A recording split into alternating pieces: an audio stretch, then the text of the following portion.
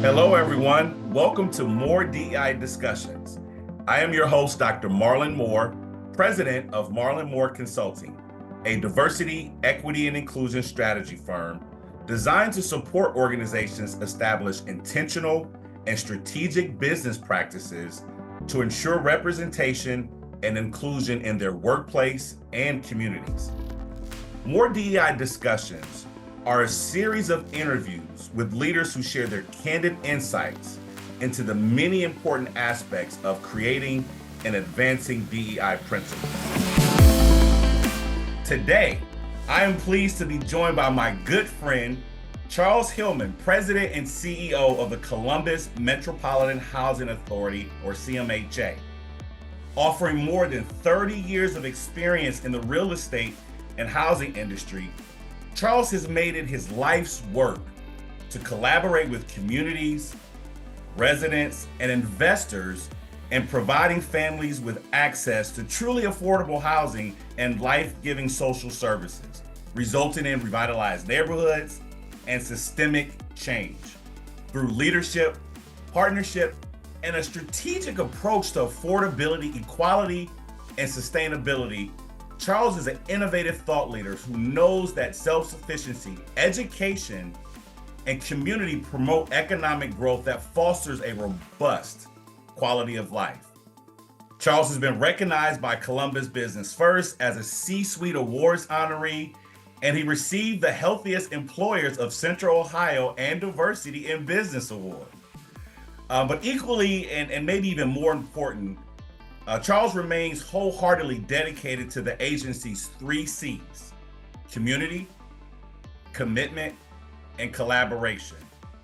It is with joy and passion that Charles remains committed to building healthy community environments that offer residents safety, comfort, and dignity with confidence for generations to come.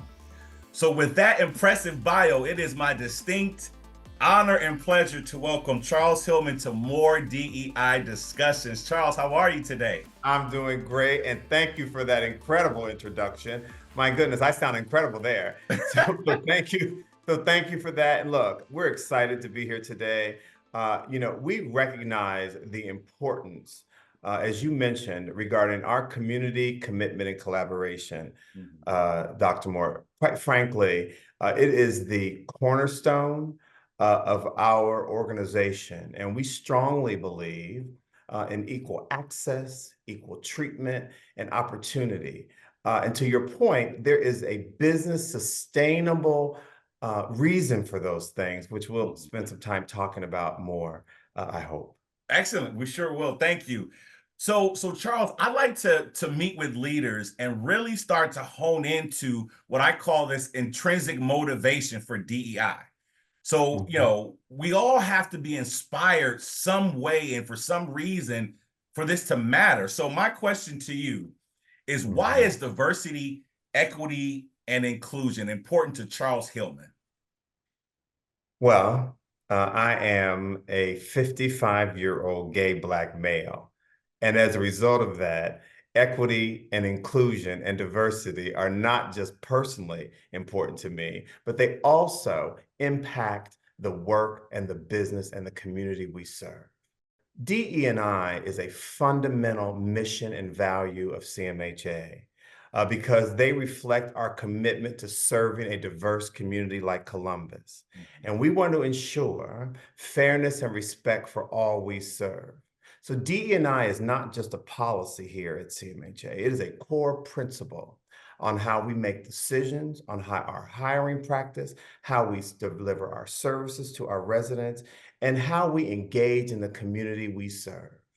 And so it is embedded in our culture as an organization, and we want to ensure that everyone has equal access to opportunity and resources. That's awesome. I appreciate you for using yourself, right? With your age diversity, your sexual orientation, that level of transparency is not very common, but I can tell you it's very much appreciated. And I think that transcends into the organization with you all developing a plan around this work, your commitment statement, and your execution that we'll talk about. So I really appreciate you Sure, sure. And I share that about I share that about me personally, because I want everyone to hear that we welcome all people. We Mhm. serve all people. And I think, and as leader of an organization, and serving under a board that believes in that, it's a wonderful thing. It improves our innovation. It Mhm. improves our employee retention. It reduces our health and wellness costs. There is just so many benefits to diversity in all areas. So yeah. Spoken like a true leader. I appreciate that. So in the spirit of inclusive leadership, empowerment is a Mhm. very important leadership trait to model. And you have a number of committed team members. And so just speak a little bit about how do you empower the team to make a difference in the lives of your residents? You know, so it begins with, in my opinion, creating an environment where employees feel heard, Mm, where employees feel valued. We at the Housing Authority invest in our employees. We invest in their personal development. We invest in training focused on diversity. To enhance their skills in this place. We encourage open communication here. And most importantly, we want to reinforce the impact of our work with our residents. And so in order for our employees to do that, they foster supportive culture. mhm. You know, it's interesting. And I had a conversation with someone today, actually, about do you hire someone smarter than you? And my advice is this: if you don't, you're not very smart. Good So word. I Yeah, have to empower. I have sure. very, very smart people that work for me. I empower them to do very, very impactful things. And I Mhm, just believe that that's the culture that an organization must have. Particularly, we're such an evolving, community, workforce, industries. And so if you're not nimble and you're not empowering the people that serve the community who mhm. are doing the work, I just don't know that you're as effective Sure. in your efforts. Sure. You mentioned something earlier, in essence, about the business case for diversity, equity, inclusion, right? So innovation being one of those things. And so when you think about being innovative, and you mentioned this empowerment piece, um, you have to be able to Amen. share, and someone has to be listening. My team of people are empowered Mhm. to correct me, to encourage me, That's right. to help me better understand. And that is also a component of DE&I. We have to empower, we have to listen to diverse opinions. And so you Mhm. talked about the business argument associated with that, which was planning to get into a little later, but let's jump into it now. Mhm. So just think of the philosophy of how public housing was constructed.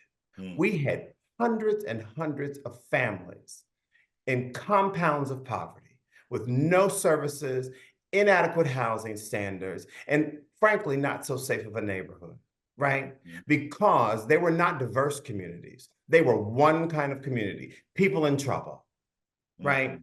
We now have a different model that we use, which is called a mixed income community. A community that serves the entire spectrum, just like the communities we live in, from higher incomes to the lowest of incomes, from special needs populations, seniors, and veterans. And when Mhm. you diversify your properties, when you diversify our communities, they are sustainable. Then they deserve services. And then you also have a community that is healthy, right? And so there is that. And so now we have this diverse community that now generates revenue, that now is a great revenue generator for our community That's right. versus a compound of poverty, which is dragging down our community, not a great place for the people that we serve, and just not a sustainable model as you have seen around America. That's And right. so I make the business case that diverse communities, economically, racially, etc., are healthy, sustainable communities. That's awesome. Very well stated. So to that end, as you think about your residents, You all are doing something very unique as it relates to your approach to closing the digital divide. How are you all doing that, and why is that important to CMHA and your residents? You know, closing the digital divide is critical, Mhm. especially in this increasingly digital world. Right. When COVID hit, we quickly realized that our residents and our students in particular Mm, didn't have the level of technology, equipment, or digital access so that they could do their work. We realized that our elderly residents didn't have digital capacity. They couldn't do their medical appointments. We mhm, realized that our residents who most work couldn't do jobs that were required digital access because they didn't have digital access. And mhm. so we made several partnerships once we realized that. And the first, as I mentioned, was with the students, with Columbus City Schools. Under the leadership of the superintendent, we came together, we distributed technology to all of the Oh, students in our wow. property, iPads, to ensure that they would have access during the school year. We also, at that same time, partnered with the um, cable company Mhm. to give discounted rates in some Oh, cases. wow. But in the majority of cases, particularly with our special needs populations, we provide free internet to them Right. as long as you are a resident of ours. And the reason that we do that, you talked about equity. I'm doing something about equity. That's right. This to me is an equitable, digital access Mm, is just like water and gas nowadays, you guys. sure. This is not a luxury so people can go on Facebook. This is now what is necessary for us to do what we're doing right here, for us to Right. share information. That's And right. so, addressing the digital divide, it's not a favor that we do. It is a requirement that us as leaders must ensure that the people we serve have access Mhm. to the digital platforms. That's awesome. Great Mhm. way to move beyond just diversity and the representation. You talked about veterans and your students and the aging population and those with various abilities. But now you move into equity and ensuring access. So that's really exciting to hear. Let me pivot because oftentimes we talk about workforce or workplace diversity, Mhm. some of which we discussed. But then there's this aspect of supplier diversity or vendor diversity. And most companies, on average, they spend 7%. I've seen best in class do 15 to 20%. But Charles, if I'm understanding correctly, I think CMHA has been somewhere at or above 30% spend with diverse vendors, diverse meaning African American, Hispanic, women, small and otherwise. How have you all been so successful in driving economic inclusion through your vendor diversity? Deliberate strategy, intent, desire, important. I serve under a board that recognizes our responsibility to our community. And I'm going to go back to it one more time. We believe in community, commitment, and collaboration. Mhm, Our community, if you look at our statistics, it's 30% diverse anyway. And mhm, so at that, we're just doing work that reflects the community we serve with a deliberate strategy in our business engagement. And we continue to, Marlon, we continue to refine our policies to mhm, make sure that we're providing equal access. We continue to address and listen to our vendors in the community to make sure that, we're making it accessible to them mhm. and don't make our processes so cumbersome, Sure. and making sure that we provide technical assistance to small, diverse vendors. But at the same time, we get quality work. That's It's right. a business decision. I mean, That's right. this is just a business case. I mean, we get good price, quality work. And so that's who we go with. And That's it right. so happens that our policies support it to be at 30%. Hell, I'm comfortable with 30, but I would love it to be 50, right? Sure.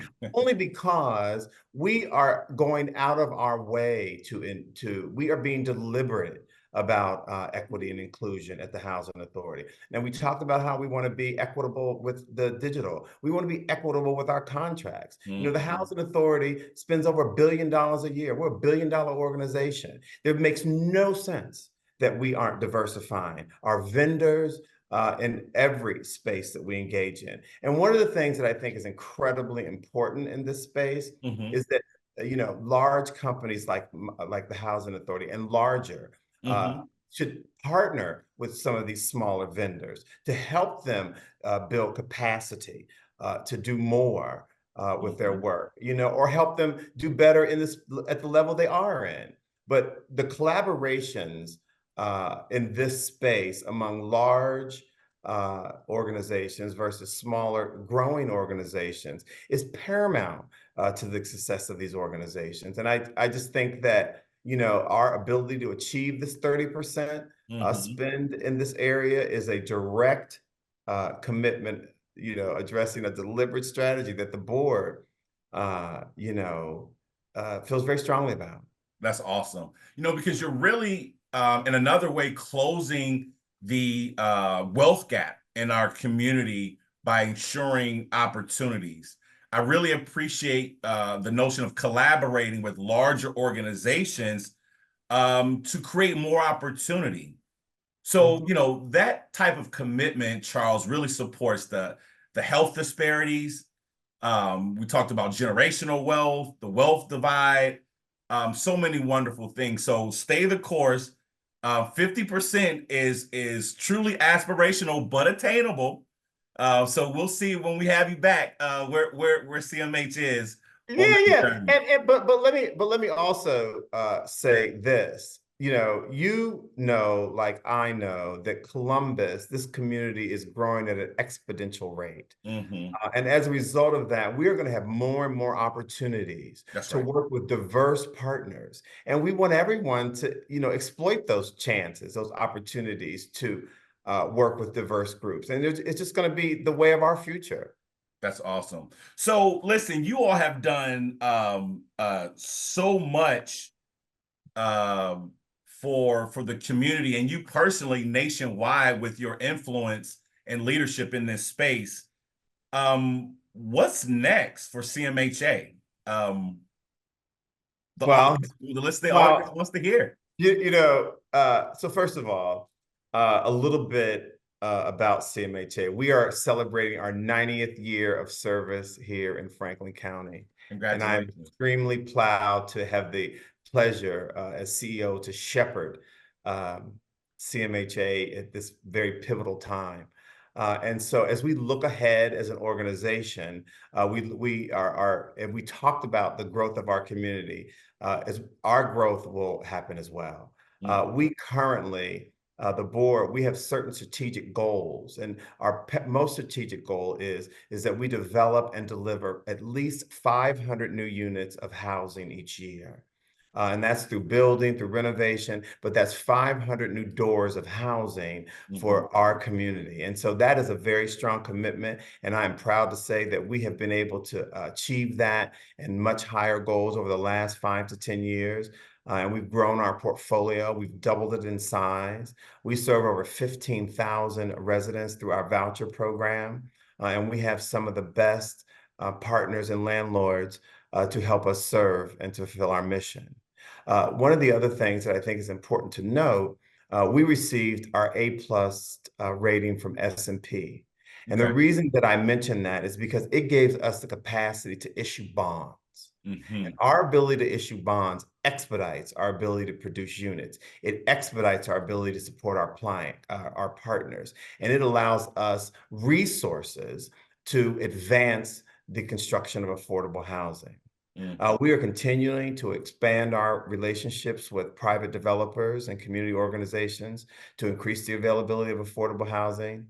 We are currently building, I'm very proud about, 84-unit apartment community for unhoused veterans. It's just Hmm. corner from the Veterans Hospital there. And this Mm-hmm. means that veterans will have access to medical care, quality housing, a diverse community with services. And those are the types of future initiatives that Mm-hmm. we want to continue to do, again, to advance the delivery of affordable housing. And I want to be really clear when I say affordable housing. Affordable housing addresses every member of this community. Mm-hmm. Every member is on the spectrum of affordable housing, and the Housing Authority is committed to serving everyone along that diverse spectrum. That's awesome. Very well said. Great accomplishments, and we really look forward to seeing those things come to fruition. So, just want to wrap up with a couple of questions really quick. We talked about commitment. I'm sorry, commitment, collaboration, but community. So I happen to know that you all have done a masterful job of providing college students, more specifically diverse students, with an opportunity to learn more about innovative housing through your internship program. So just tell us a little bit about how you close the equity gap in that area, and just share that wonderful program you all have. Yeah, and I just want to burst the bubble a little bit here. Marlon is so excited about this because Marlon is my strongest partner in our internship program. And so it's with Central State University. And so when COVID hit, we quickly realized that we do not have a pipeline of talent, of diverse talent to enter our industry. Historically, housing authorities were considered compounds of poverty, and people thought the only thing we did was have a bunch of projects that we did. Right.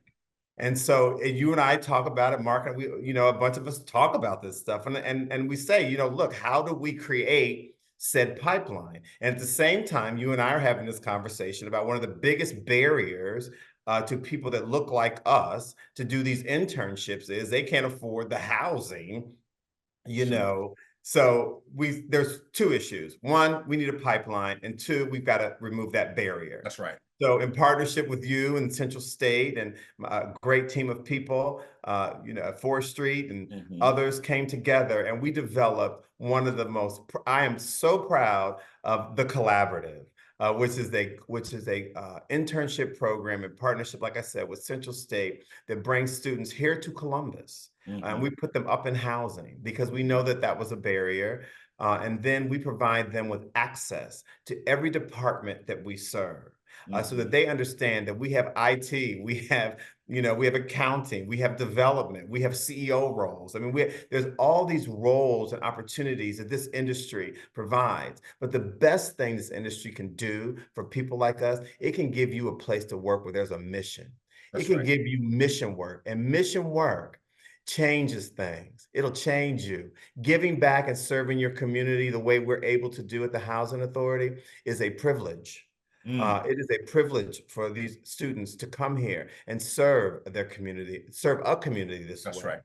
right. And we also, not just do we have this internship program, we also have, we talked about, making sure my employees, we treat them with equity and dignity. And so we also have an internship program for our employees. So if you're an employee here and you have a son or a daughter at a certain Mm. age, they will come here, and we will give them access, and we will teach them this industry as best we can, and hopefully create, another pipeline That's for right. students. And so we're continuing to try to develop in this space to make sure two things: to educate people on one, what we really do and who we really are and how we really serve, Mm-hmm. but two, to provide, young folk with, information, opportunity, and people don't know this, but I will share this.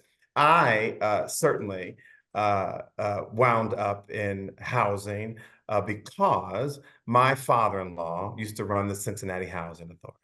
I had Okay. never heard of a housing authority.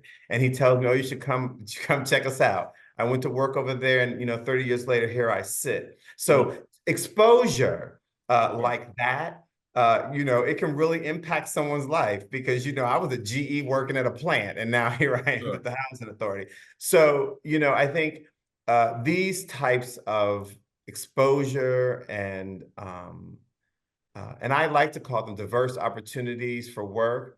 I think are just such great steps Right. to move people forward. So I gotta ask. Thank you for sharing that. You mentioned addressing a housing barrier. Did you address the transportation and salary barrier? Well, we did. And so everyone knows that no one can live in Columbus, Ohio on $15 an hour. Now, I'm not dinging anyone that's paying that. I'm just really telling you that if you are paying that, the person you're paying that to is not able to make it. Sure. That's just the way it is. It's And hard. so we at the Housing Authority, we wanted to be equitable, right? So we pay our interns a living wage, for sure. We provide transportation back and forth to their work sites. But also, what you really, really want to know, we take these students in. They become our family. They're on our team. These are people now. And so, and that's something I think is important because these barriers are standard. These are standard barriers. That's And right. we have resources, we have capacity, and we have a commitment to removing them. That's awesome. Great job. And I thank you for being able to be a part of that on so many Mhm. levels and just commend you all for the wonderful work. Charles, you and I could talk for about an hour straight, and I know you're a busy man. So I'll just leave with this. What parting advice? I mean, you've touched on so many things, the business case, the difference between diversity and equity, what inclusion means. What parting advice would you leave all of the C-suite leaders and just professionals in general that will hear and see this conversation and interview? What can they do to advance their DEI progress? For those truly committed and looking to advance their process, my advice is to lead with intention and deliberation and authenticity. Mm, Start by fostering inclusive culture within your organization. Those of us who run organizations have a lot of authority, and we have the ability to engage in continuous learning.